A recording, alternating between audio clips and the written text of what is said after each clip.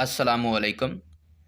کسی نے مولانا شوکت علی سے پوچھا، آپ کے بڑے بھائی کا تخلص گوہر ہے، دوسرے بھائی کا جوہر ہے، آپ کا کیا تخلص ہے؟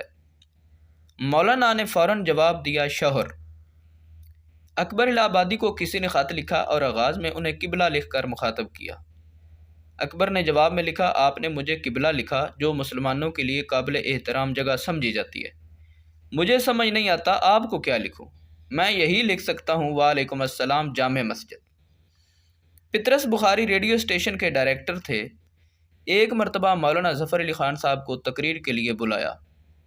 تقریر کی ریکارڈنگ کے بعد مولانا پطرس بخاری کے دفتر میں آ کر بیٹھ گئے۔